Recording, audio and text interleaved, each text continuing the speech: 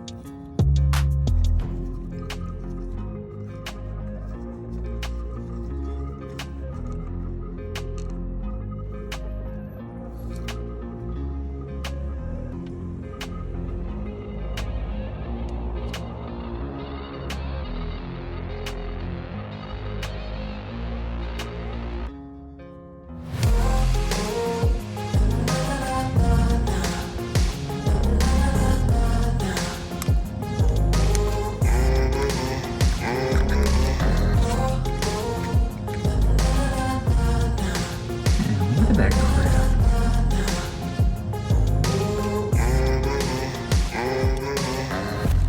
Something is definitely coming apart in the fuel system.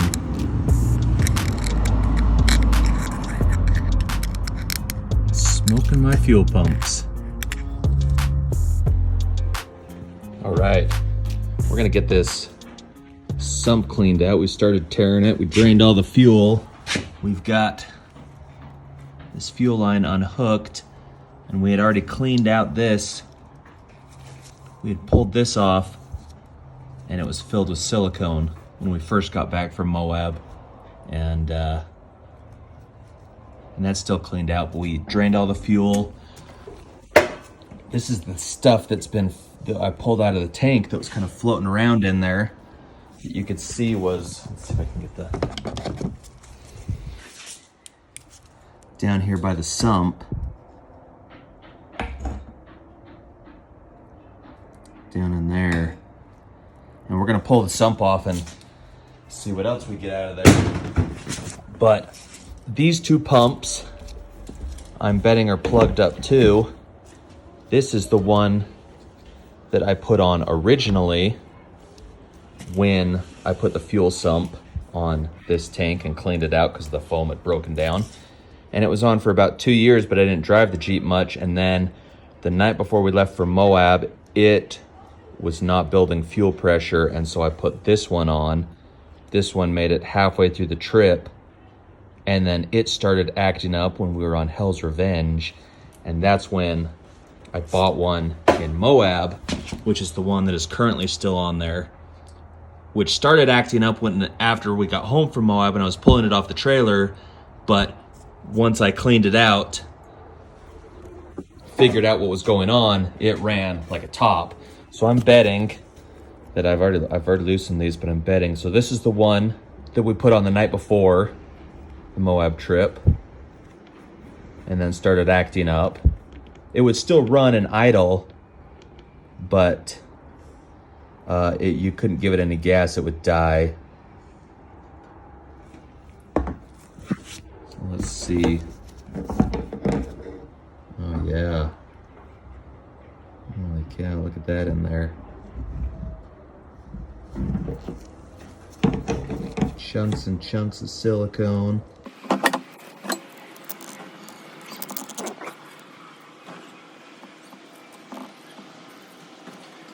I'm gonna get some pliers to pull that out.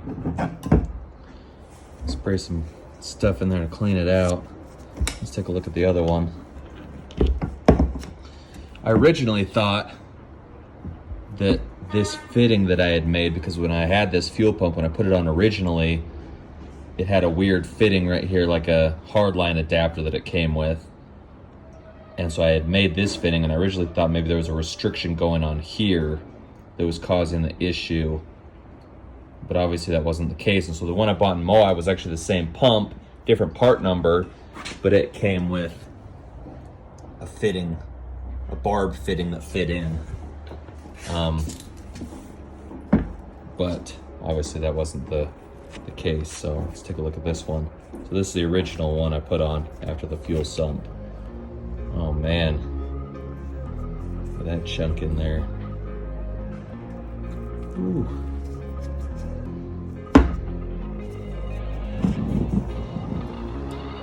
Look at that, just plugged up. Bad.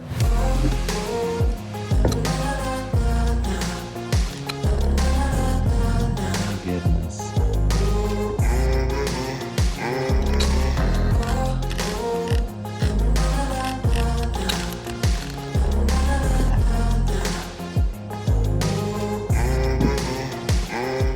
Okay, so lesson learned.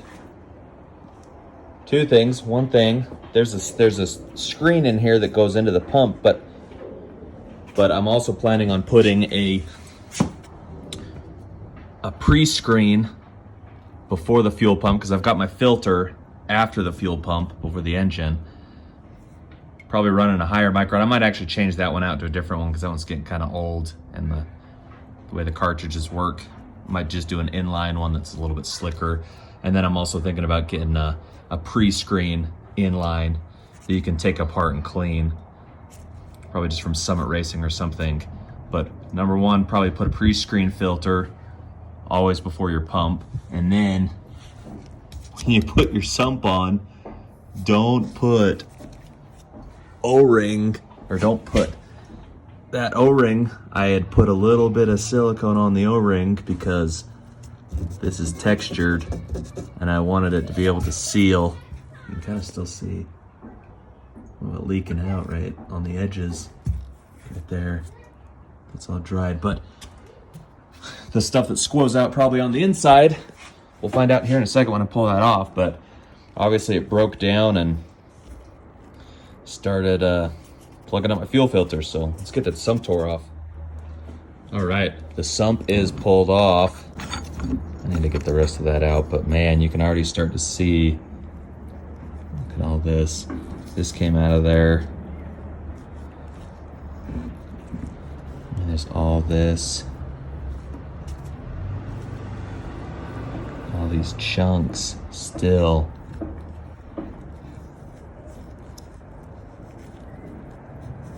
So I think this is the O-ring. So there's like a little bit of a gap. So the O-ring kind of has this little step. And then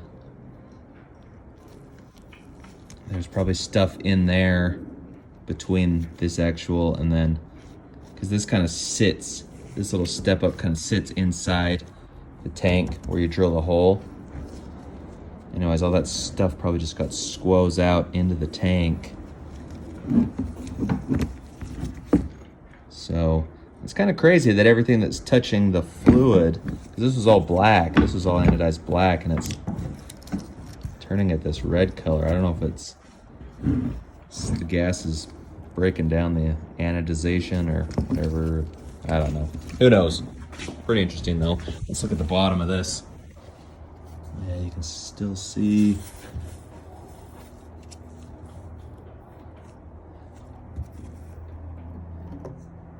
This is all the stuff that was on the outside. So none of this really got inside. This is still all pretty hard. It's not all gooey like the other stuff.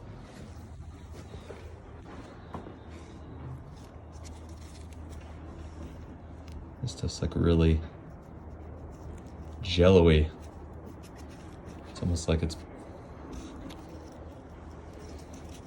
Anyways, well, I'm gonna get this all cleaned up and we'll put it back together. Okay, something I just noticed as I was taking this screw out, and I'm even embarrassed to show it, but I get this screw out and I realize that I had this bolted on backwards. Like I had it bolted on, or upside down, whatever you want to call it. I had it bolted on like this, and it's actually supposed to go this way, so that this groove that's cut in the bottom lines up with this groove that sticks up here, so it kind of indexes when it's completely collapses that O-ring, if it's a thinner fuel tank. Man, I can't believe that didn't leak, because it potentially could have not pinched it enough to compress the O-ring. Wild. Okay. Anyways, continue on. All right, got it all put back together. Let's see, sump, a new line here, and I'm hoping it seals. So I use the same old O-ring,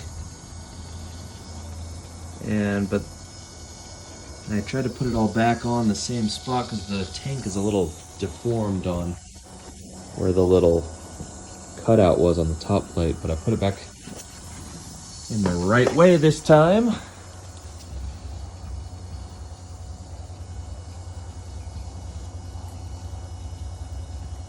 And I am currently filling the tank back up with the fuel from those buckets.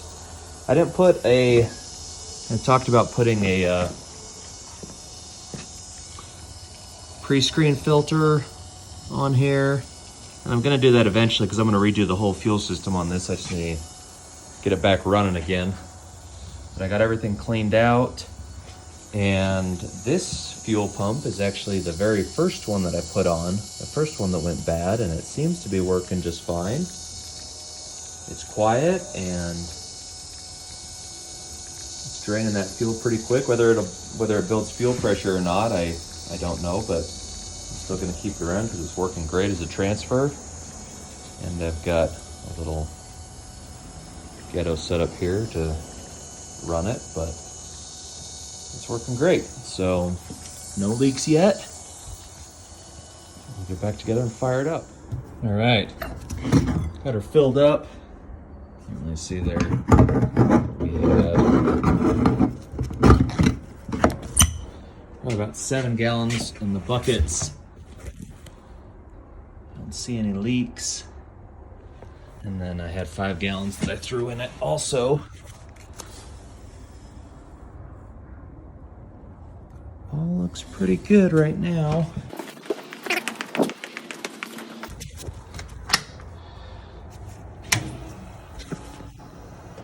Got our fuel pressure gauge here.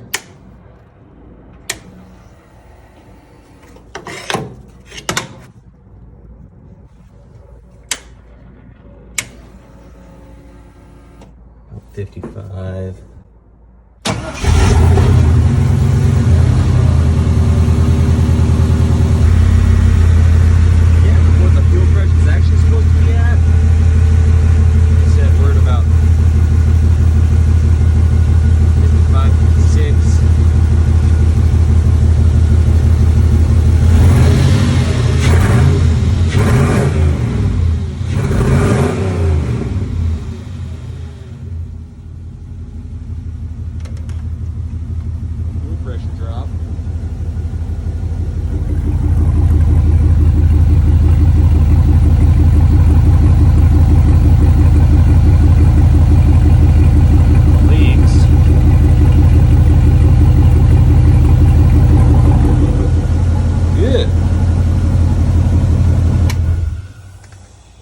Glad to have it back on the road now. She's running as good as ever. So can't wait to get back down to Moab and do another trip down there. Hopefully this was informative, entertaining, whatever. If it was, give it a like. If you want to see more content like this, subscribe, and until the next one, go build something cool. Later.